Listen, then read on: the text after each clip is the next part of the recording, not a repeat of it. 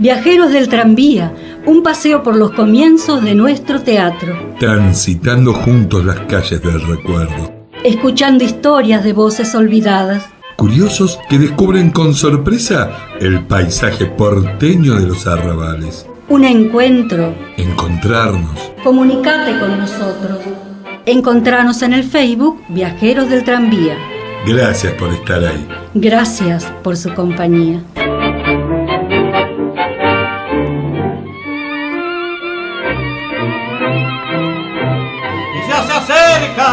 Saludando por la ventanilla, intentando robar protagonismo, nuestros actores.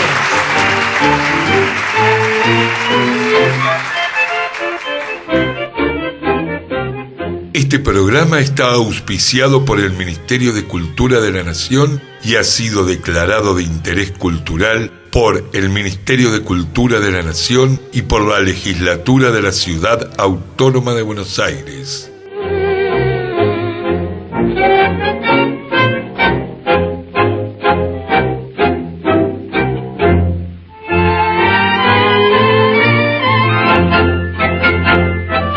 De las aguafuertes porteñas de Roberto Art, Laburo nocturno. Tengo un amigo, Silvio Spaventa, que, sin grupo, es un caso digno de observación frenopática. Trabaja después de haberse tirado 25 años a la Bartola. ¿Cómo y cuándo? Yo no sé. Mas sí estoy en antecedentes de que la familia, el día que se enteró de que el nene laburaba, creyó que le había dado un ataque de enajenación mental y avisaron al médico de la casa. Numerosas personas pasaron de visita para informarse de si se trataba de un caso que entraba en los dominios del doctor Cabret, o de si la noticia era una simple y fortuita bola que el azar había echado a correr por el pavimento de la ciudad. Pero no, la bola no era grupo, el laburo tampoco era ataque de enajenación, y los vecinos, después de carpetear durante una semana el caso, se llamaron a sosiego. Y en la actualidad el fenómeno sigue intrigando únicamente a los parientes, que cuando se encuentran con el vago, les petan a boca de jarro, como yo he tenido oportunidad de escuchar, la siguiente pregunta. ¿Así que trabajás? ¿Te has vuelto loco?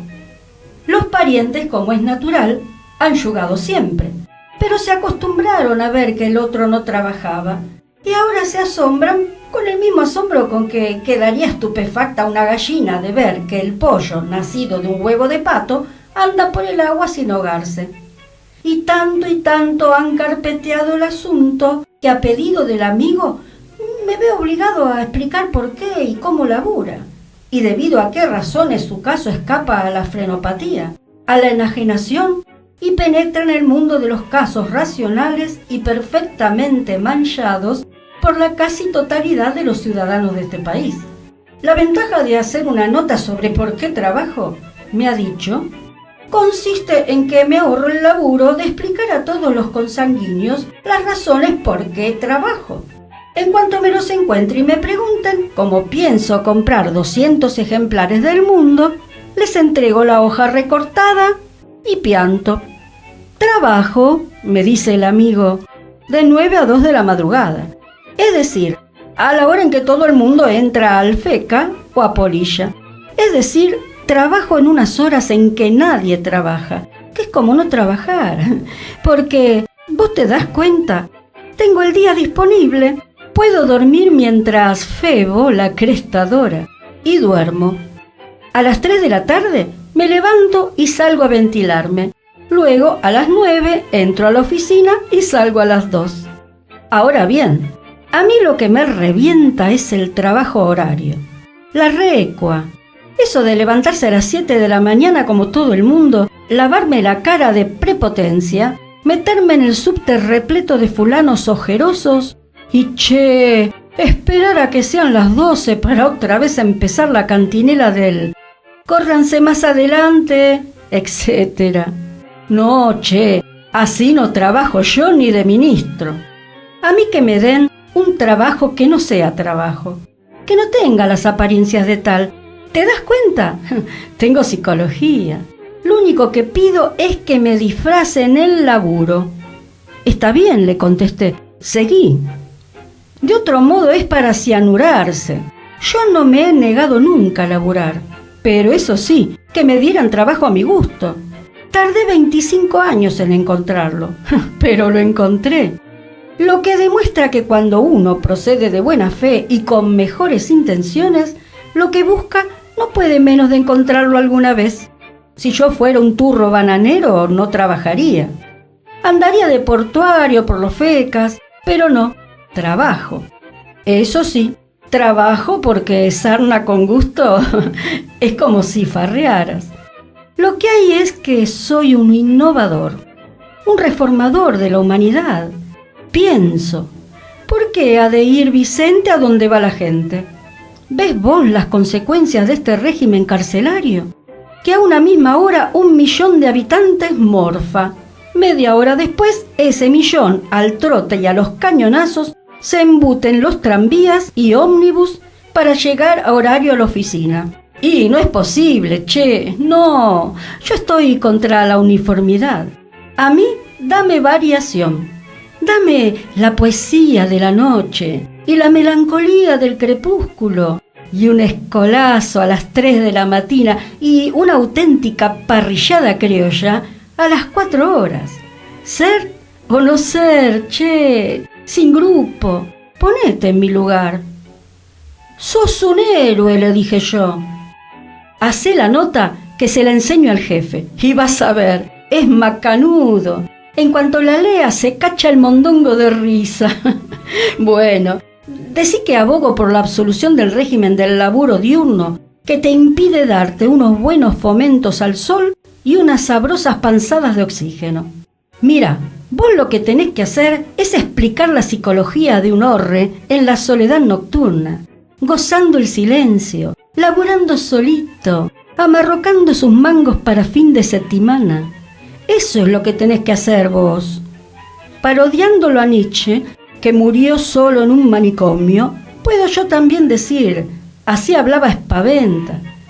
Con meliflua y perrera expresión de hombre de mundo que sabe lo que es carpetear el destino desde una mesa de café, mientras el mozo ladra una letanía broncosa y un de profundis asesino por el débito de un capuchino atorrante y 2 cafés achicoriosos.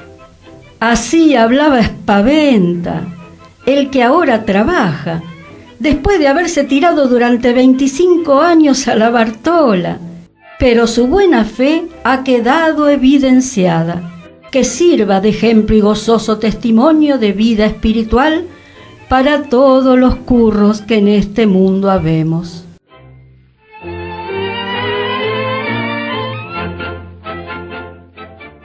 Comunicate con nosotros a través del Facebook Viajeros del Tranvía. Danos tu opinión y decinos datos que conozcas acerca de todo lo que estamos hablando. También podés a través de nuestro correo electrónico viajerosdeltranvía@gmail.com.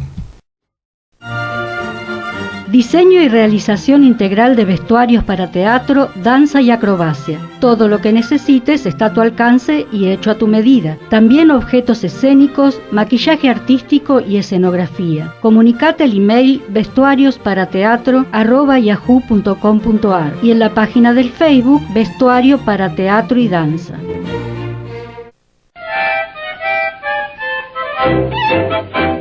Hola, buena mañana, buen domingo para todos. Preparando el mate para escuchar Viajeros del Tranvía.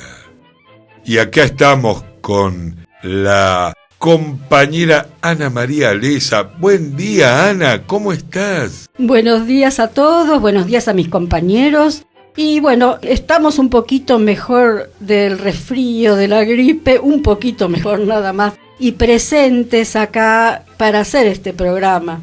Casi todo el equipo, acá estamos. Horacio, ¿cómo estás para empezar? Correctamente bien, gracias. Buen día para todos. Bueno, muchas gracias. Saludamos desde acá una vez más a nuestra compañera Nonel, que una vez más no está muy bien de salud. Pero bueno, te mandamos un beso y... Que se mejore pronto. Ahí vamos. Bueno, hoy vamos a hablar del circo criollo, que decimos que desde siempre fue el espectáculo más entretenido de la época. O sea, daba acrobacias, equilibristas, trapecistas y con una infaltable nota cómica de tonis y clowns.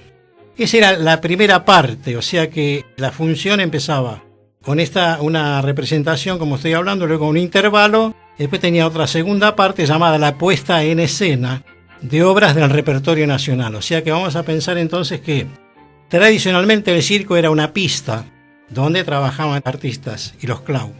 Como escenario o con escenario fue realmente un invento, una creación netamente argentino-uruguaya, que fue la piedra basal del teatro rioplatense. O sea que eso podemos afirmar que es el verdadero circo criollo. Tenía entonces una primera y una segunda parte. Esta fue la diferencia esencial que la distinguía del circo extranjero, lo que venía de Europa. O sea, el molde clásico fue el europeo. Nadie trajo la idea al Río de la Plata. Nació solo, o sea, una creación netamente rioplatense. El medio, la idiosincrasia popular, la bohemia fructífera de nuestros primeros volatineros. Los volatineros eran los que caminaban sobre cuerdas así haciendo equilibrio, que elevaron el nivel de los espectáculos. Eran cosas muy emocionantes en esa época. Hubo dos valores muy importantes y fundamentales y figuras señeras en el circo. Fueron un clown inglés llamado Frank Brown, muy reconocido en esa época, y Pablo Raffetto. Del payaso Brown se hicieron comentarios muy elogiosos y fueron grandes y reconocidos hombres nuestros preclaros hombres como Domingo Faustino Sarmiento, Félix Amador, Roberto Pairó, Rubén Darío, nuestro poeta nicaragüense, David Peña y tantos más. Mencionemos que a Roberto Pairó se lo considera, por la vastedad de su obra, junto a los hermanos Podestá, como uno de los creadores del Teatro Nacional. A Raffetto se lo inmortaliza por sus sabrosas anécdotas y sus muchos años de deambular bajo las carpas, y también se lo recuerda como pionero del circo criollo. O sea, nos estamos dando un pantallazo de cómo fueron las primeras obras, ¿no es cierto? O sea, el circo era una pista, luego se fue creando un espectáculo con escenario, con primera y segunda parte. El creador indiscutible, ¿quién fue? El que siempre nombramos acá, don Pepe Podestá, quien al incorporar a Juan Moreira al circo no solo puso la simiente del Teatro Nacional, sino que, sin imaginarlo ni pretenderlo, echó las bases del verdadero teatro criollo y la forma de armar el circo. Continuamos diciendo que el primer circo criollo nació en Buenos Aires y lo creó un tal Sebastián Suárez en el año 1860. Era de tela de arpillera, muy precario como todo en principio, ¿no es cierto? Más adelante la carpa era de sábanas, luego lienzos más firmes y fuertes. Años más tarde, a semejanza con los europeos, se utilizan paños cosidos con sogas.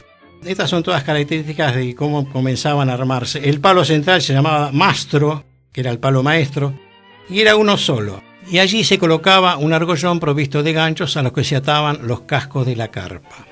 Lo denominaban palo mayor como el de las naves de vela. Un detalle curioso: la mayoría de los habitués y empleados llamaban al palo mayor mastro, acentuando la letra A, comprendiendo de este modo que la mayoría de ellos no tenían educación escolar y por ello no podían hablar correctamente. Esta palabra, maestro, fue degenerando poco a poco hasta convertirse en mastro, que se la empleaba también en la vecina orilla, y en el resto de Latinoamérica se lo llama mástiles. Luego, en cuanto a los asientos y a la comodidad para los espectadores, eran muy rudimentarios. Eran bancos rústicos firmemente clavados al piso de tierra, y años más tarde hubo sillas plegables hacia 1875.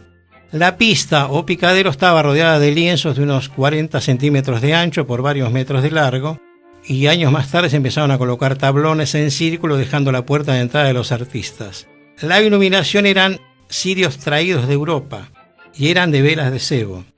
El señor Sebastián Sánchez fabricó candiles con trapos embebidos con grasa o aceite, prensados en pequeños envases de vidrio. Los Podestá, Chenault, Raffetto y Chiarini usaron faroles a querosén, pero llegó el combustible que perduró por más de medio siglo, que fue el gas de acetileno. o carburo, así que se distribuían en el interior del circo varios tubos metálicos provistos de agujeros por los que salían las llamas blancas del hidrocarburo. Avanzando y con los espectáculos en las zonas de campaña, al no haber usina, por supuesto, eran pueblos muy chicos, no había nada de electricidad. Y los circos criollos colocaban los faroles de noche, los conocidos sol de noche. Digamos, para terminar, que el primer circo que recibió la luz eléctrica fue el de los hermanos Podestá. Por ahora, esta primera parte es un pantallazo de lo que fue los primeros espectáculos del circo criollo. Más tarde, primeros y segundos actos para empezar con nuestros autores de obras de teatro. Interesantes los materiales que se usaban para la época, ¿no? Un poco como para más o menos ver en qué circunstancias tenían que trabajar nuestros antecesores en el teatro, ¿no? Y sí, vos sabés bien que el presupuesto a veces es muy magro, no alcanza, y bueno, había que recurrir a lo que se podía. Y nosotros nos quejamos porque el camarín no está en condiciones. Exacto, el espectáculo se hace igual, ¿no es cierto, señora directora? Como sea, vamos a seguir a... No. Yo si no tengo camarín personal, privado, propio, con un gran espejo con luces, no actúo. Y aire acondicionado, calefacción también. Nunca tuve de eso, no sé cómo es.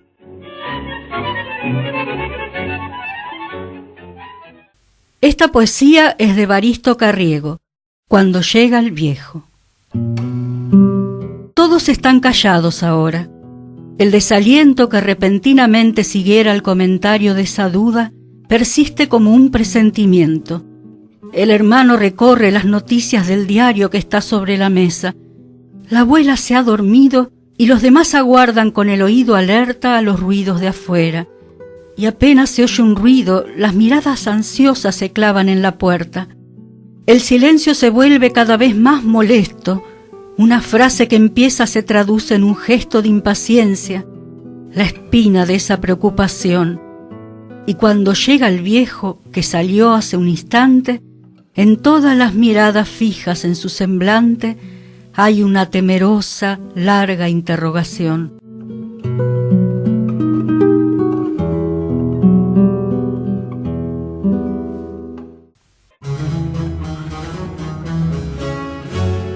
Por la ausente, poesía de Evaristo Carriego.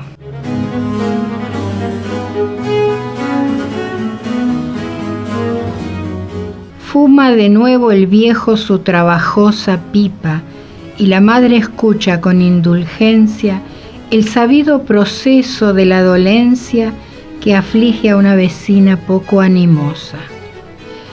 El muchacho concluye la fastidiosa composición que sobre la negligencia en la escuela le dieron de penitencia por haber olvidado no sé qué cosa.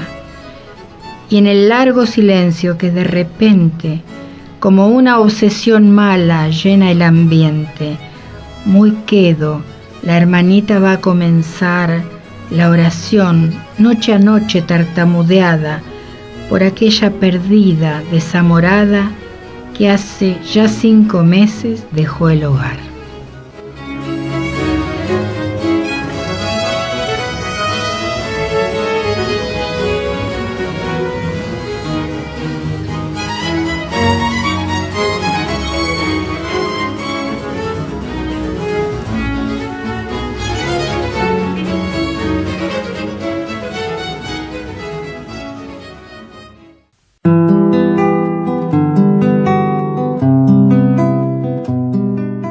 Para hablar del sainete, hoy traje un poquito de un autor que fue muy importante y sigue siéndolo, que es Nemesio Trejo. Nemesio Trejo nació en el pueblo de San Martín, provincia de Buenos Aires, el 20 de febrero de 1862. Él perdió a su padre cuando tenía apenas 11 años y entonces tuvo que ir a trabajar a una imprenta en donde aprendió el oficio de tipógrafo. Después de unos años de trabajar ahí, deja la imprenta y después de un tiempo obtiene el título de escribano público. Paralelamente a estas profesiones tan serias, por decir así, o más comunes en el ámbito profesional, él iba a lugares a hacer payadas, él era payador, Actuó en muchos ambientes, tanto teatrales como circenses, bordoneaba milongas y cielitos. Incluso llegó a rivalizar con payadores como Gabino Ezeiza y Pablo Vázquez, que eran muy famosos en aquel entonces. Sus payadas con Vázquez fueron muy famosas, fueron históricas. En 1895 fue presidente de la Sociedad de Actores Dramáticos y vicepresidente de la Sociedad de Artistas Líricos y Dramáticos. Fue, como muchos autores de sainetes, periodista. Bueno, esto lo hemos dicho muchas veces en el programa, que o es casualidad o no es casualidad. En aquel entonces, gran parte de los autores de sainetes eran a la vez periodistas. Formó parte de la comisión directiva de la Sociedad General de Autores de la Argentina, que hoy es Argentores, desde 1910 hasta 1911. Fue uno de los más representativos cultores del género del sainete y de los cuadros costumbristas. Entre sus obras se encuentran La Guardia Nacional, Los Políticos, Los Vividores, Los Inquilinos, El Matador de Tigres, Las Mujeres Lindas, Los Óleos del Chico, La Fiesta de Don Marcos, Casos y Cosas, Frutas y Verduras, Los Devotos, El Testamento Hológrafo y El Registro Civil.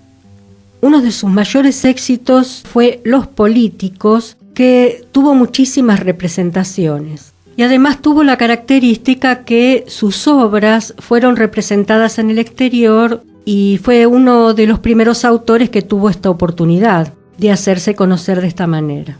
Es una lástima que en la actualidad no se dé lo mismo, que muchos periodistas se dediquen a las letras.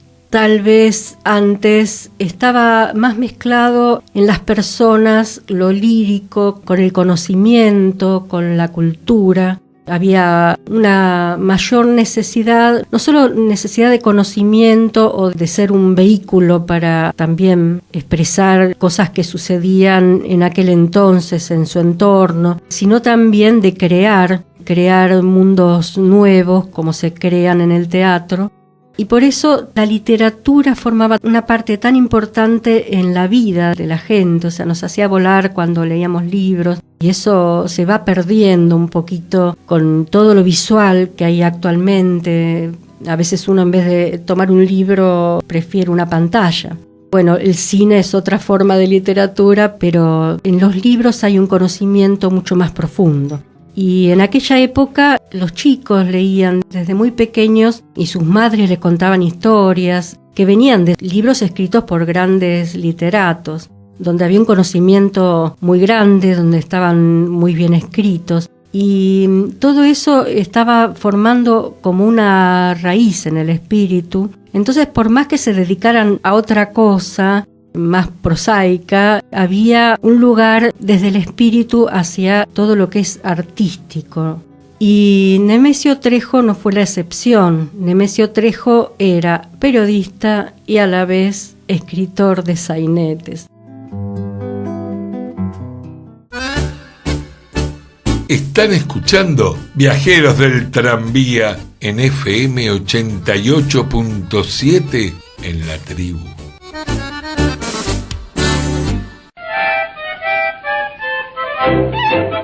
Bueno, ahora me propuse para este domingo, para esta fecha, sorprender a más de uno, así que voy a hablar, si me lo permite la directora de este programa.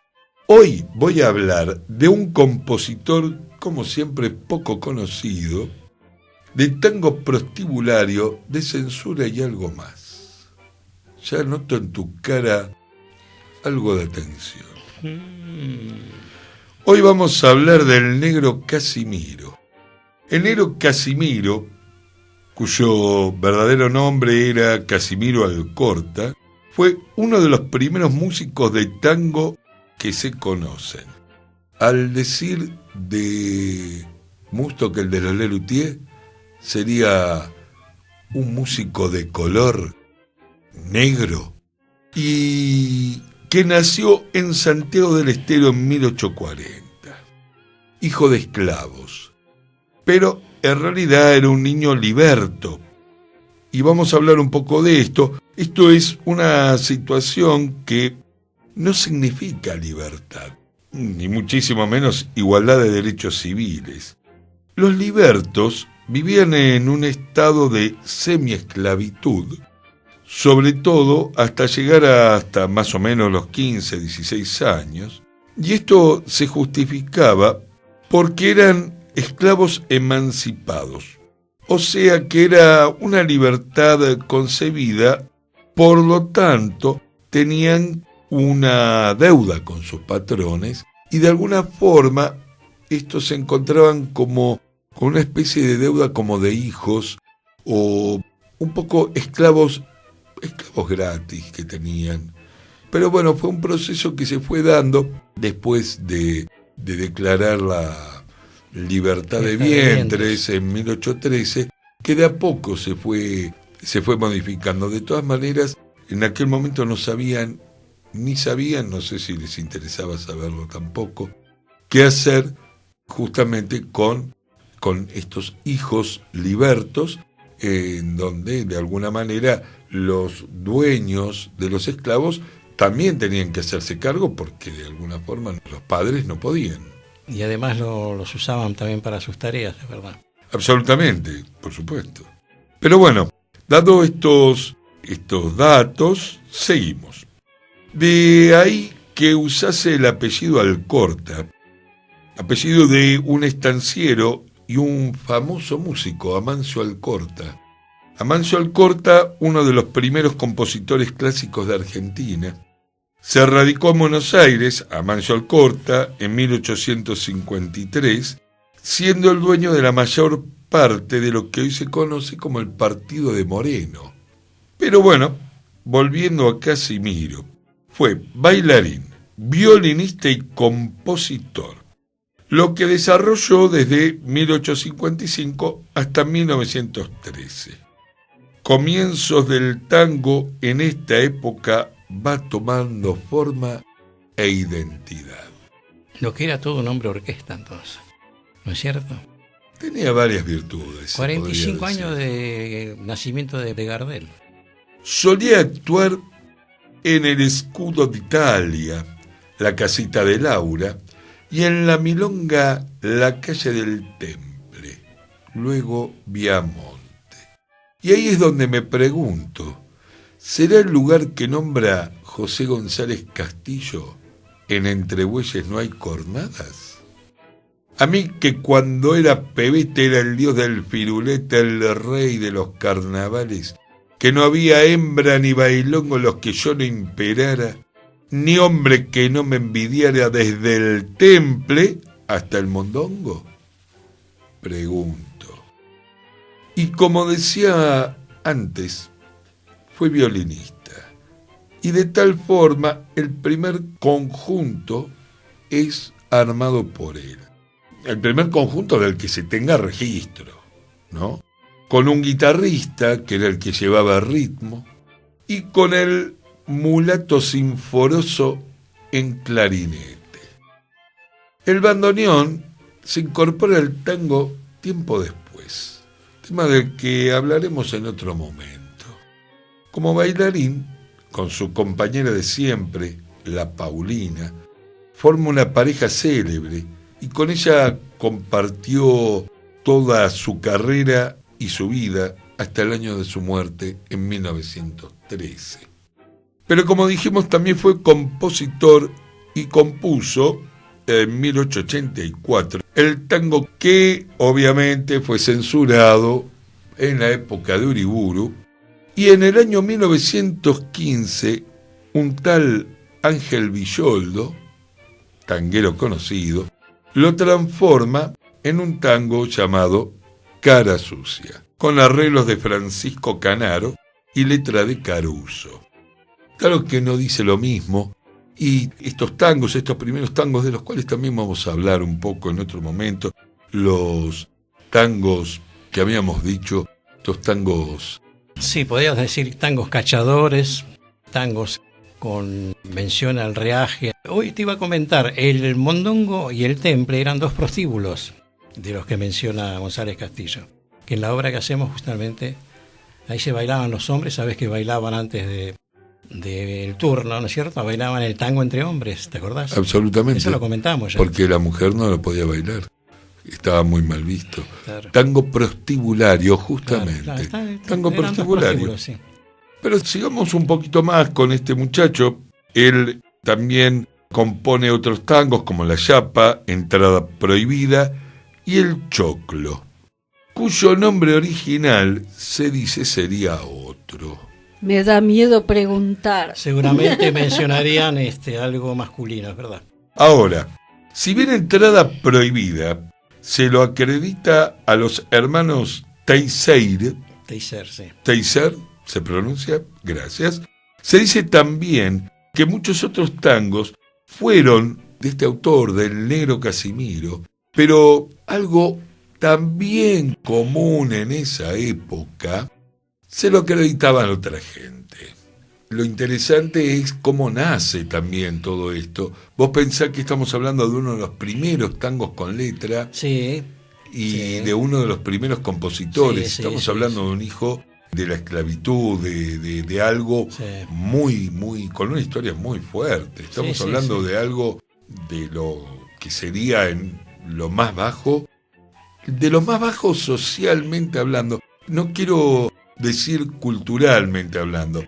Casualmente el dueño de la madre de la esclava, Casimira, la madre de justamente de Casimiro Alcorta, es justamente músico. Lo que debería uno inferir es que justamente él debe haber sido enseñado, debe haber aprendido por, no padre, porque no cumple la función de padre, pero que de alguna manera se combina lo más alto. Amancio Alcorta, un compositor clásico, muy adinerado, y de golpe el hijo de una esclava, y todo eso da como resultado justamente el tango. Y el tango con estas características, ¿no? El tango prostibulario que nace en esos lugares, en los más recónditos rincones donde la gente no la pasa siempre bien, o al menos en algunos aspectos, ¿no? Sí, sí. Y fíjate, lo que estás mencionando es también lo que habíamos recordado cierta vez, que comenzar el tango era todo orquestado, no había letras, ¿te acordás? Era, sí, claro, no tenía letras. Claro. La letra nace con este muchacho, con Gardel y con algunos más. Lo que pasa es que nosotros mencionamos el primer tango que se llamaba Lita, que después fue Mi Noche Triste, que se lo grabó Gardel. Y ahí empezaron a ver la posibilidad de tener, digamos, un ingreso mejor, ¿sí? El tango, la música y la letra. Después empezaron a surgir varios autores de letras también. Pero desconocía casualmente la vida de este señor, este joven, que había comenzado con esas letras. Bueno, hay que ver que por algún motivo también no era aceptado socialmente el tango por las familias y por la gente, digamos, de buena educación. Y costó mucho al tango ascender porque tenía realmente unos valores musicales muy grandes, pero en este caso, este tipo de letras, de las cuales hay muchos tangos, eran para un público determinado que era dentro de los prostíbulos. Claro. Y era al gusto del consumidor justamente de ese público. También hay que pensar que este muchacho, con tanto talento como tuvo, porque era bailarín, compositor y ha compuesto tangos que después se los robaron, se los plagiaron, no creo que le hayan pagado ni que figure su nombre como parte de estos tangos que después fueron modificados por otros. Tangos que son muy famosos, que lo fueron en su momento y que son conocidos hoy en día también. Hay que pensar que él encontró un lugar donde trabajar y ganarse la vida, por decir así, porque al hijo de un esclavo yo creo que le hubiera costado mucho en aquel entonces acceder a ser parte de un staff de un teatro, como lo fue Gardel con Razzano, por ejemplo. Entonces pienso que él encontró una beta, o sea, un lugar donde moverse, donde actuar, donde ser conocido y buscado también por su arte. Bueno, Gardel no es hijo de una esclava, pero es hijo de una empleada doméstica. Sí, una planchadora. Con lo cual estamos hablando de una sociedad y de un rango social bajo. Claro, pero Siempre, yo estoy hablando del racismo por el color de piel. Ojo que ver. es diferente Gardel, pobre, y blanco. viniendo de Toulouse con su aire francés porteño y con su pinta, que en Claro. aquel entonces tanto un negro como un mulato, es decir, ver que venían de la esclavitud, que era peor que ser pobre. Y aparentemente, no lo tengo chequeado, zafaba de esto tan normal de los libertos, de participar, por ejemplo, en guerras y ser ¿no? La guerra Sí. de la Triple Alianza, La guerra de la independencia. las guerras de la... no, Igual- sobre todo con Roca yendo al sur, a la Patagonia, a matar indios. Sí, que los Ahora, ponían en primera fila Y para sí, que... las carnes de cañón, sí. Claro. Sí. Sí, en sí. este momento... que San Martín Gabriel- llevó también negros, ojo. Sí, pero me parece que tenía otra Pero era un impronta. ejército disciplinado, sí. Tenía otra impronta. Aparte, San Martín fue a liberar, Roca fue a matar familias, indios. Ahora que hay tanto, estamos hablando un poco, ¿no? de los mapuches y todo esto que se tendría que ir aclarando, la desaparición de este muchacho Santiago Maldonado y demás, que debería ser todo aclarado bastante bien y teniendo en cuenta todos estos temas que no están del todo, pero bueno, se mezcla, todo está en una encrucijada y en líneas que al final nos hacen comprender un poco también, un poco de nuestra historia actual, ¿no? ¿Y cuál es la frase conocida? No hay nada nuevo bajo el sol. Lamentablemente. O sí, hay otras formas de dominio, otras formas de... Pero bueno, de alguna forma también pensaba, ¿no? Mientras estabas hablando, no existían muchas alternativas en ese momento. Ser músico podía ser una alternativa. No existía el fútbol profesional, con lo cual tampoco ser un jugador profesional. Una alternativa de hoy, ¿no? De la escala más... de la escala económica, no me gustaría decir de la escala social, porque me suena... pero de la escala económica es una alternativa. Pero bueno, se ve que era una alternativa el ser músico, era una alternativa. Ahora lo mismo con la cumbia villera, de alguna forma también. Sí, yo quería agregar, Ana mencionó sobre todo la gente que tenía talento, que quería, digamos, meterse en el ambiente y surgir, pero sabemos muy bien, no lo voy a mencionar, pero fue famosísimo, no sé si era gran músico, pero fue un director muy importante, que les pagaba a los poetas con un café con leche. Muchos sabrán quién, yo no lo voy a mencionar, por supuesto. Y es verdad, como dice ella, que quizás quiso meterse para ser conocido, pero hay muchas letras de tango que se las apropiaron muchas personas para su beneficio. Cobraban las regalías y quedaron en anónimo. Yo este personaje que estás mencionando ahora no lo conocía realmente, ¿no es cierto? Sí, Contursi y los primeros autores de letras. Y tampoco en qué ambiente se movía. No, de hecho no es conocido, no es de los más conocidos, pero hay algunos conocidos que también tienen una historia de tangos prostibularios y demás, pero con el tiempo tuvieron que ir adaptando letras y aceptando censuras. Yo recuerdo el caso de censura, siempre me viene a la mente, siempre me sorprendió, en la época de los 70, ¿no? Con el proceso, durante el proceso se censuraron y se prohibieron muchas canciones. Y nunca me voy a olvidar de un caso de una canción de Charly García. La canción tenía una parte, a ver si la recuerdo bien, Peperina, tiene una estrofa que dice: típicamente mente pueblerina, no tenía el original huevos para la oficina, y lo loco es que estaba grabado y decía típicamente mente pueblerina, no tenía para la oficina, y simplemente habían cortado, y era extrañísimo que faltase ese segundo en el centro. Era algo raro, nunca escuché una canción con esa característica para la oficina. Y siempre me quedó. Es más, es al día de hoy que lo tengo en el recuerdo de tantas cosas prohibidas para esa época. También habían prohibido tangos como Cambalache y demás, ¿no? Tangos que son clásicos hoy. Hoy no nos prohíben nada, hoy simplemente nos dejan hablar. Pero bueno. Por suerte. No, sí, por suerte, pero nos aplastan de otras maneras. Pero bueno, no me voy a meter en esto porque después viene Ana y me reta. No creo, Ana es buena. Me estaba viendo caminando lentamente hacia él con mi micrófono en la mano.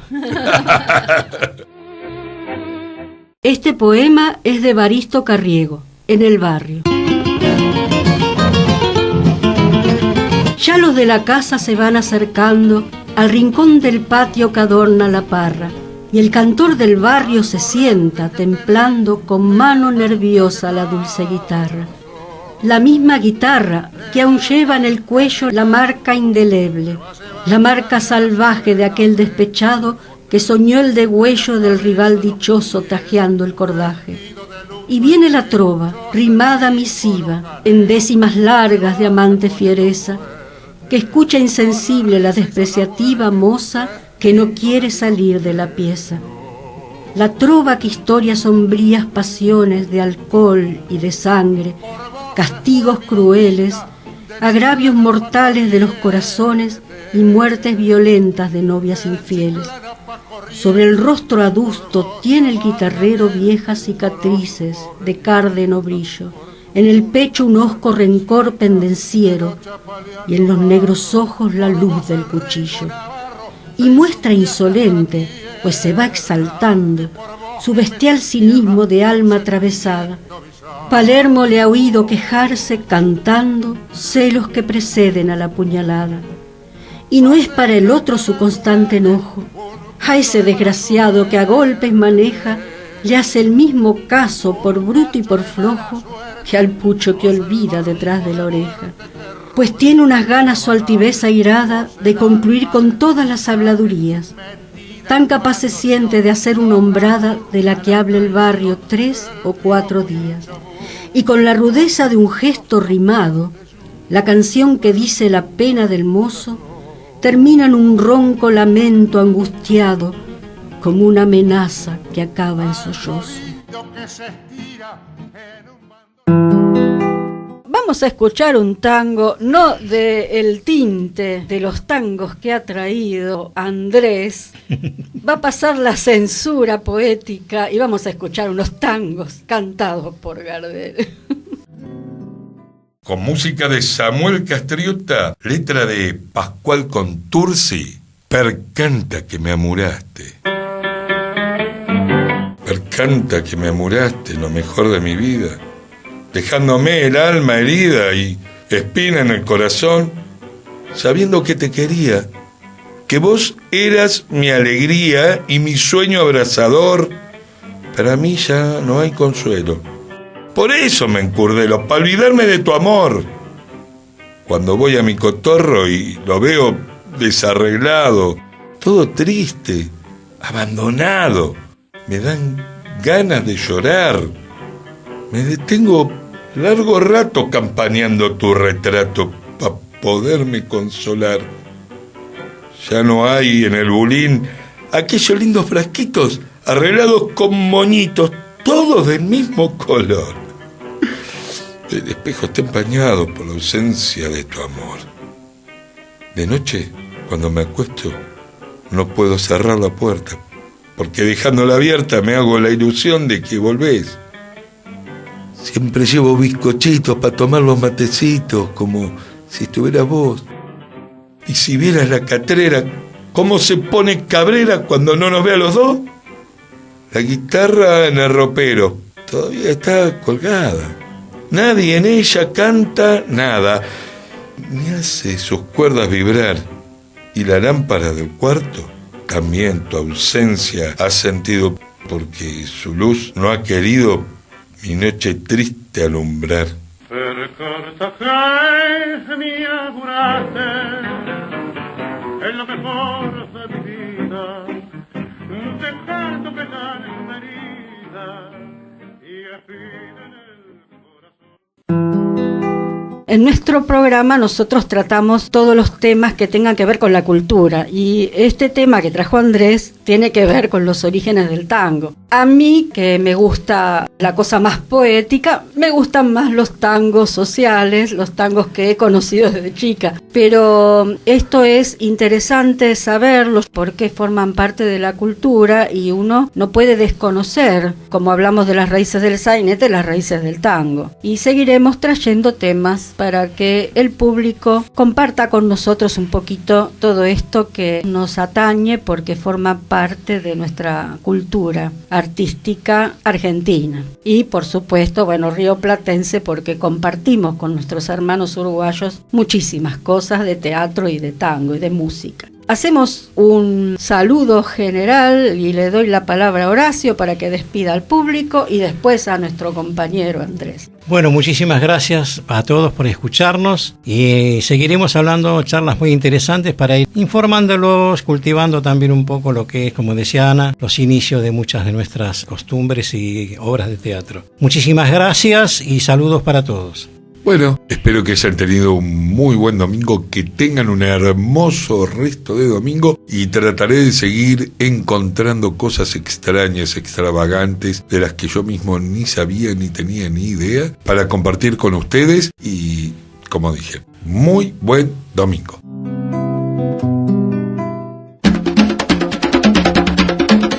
Esperamos que el programa les haya gustado. Y desde ya quedan todos invitados a viajar con nosotros en este tranvía la próxima semana. El próximo domingo, En un nuevo encuentro con el grupo Infraganti. hasta la próxima semana. Siga el baile, con ardiente frenesí, la comparsa de los tres, ay, compadre tambor, ven a bailar, te llevaré en la sala.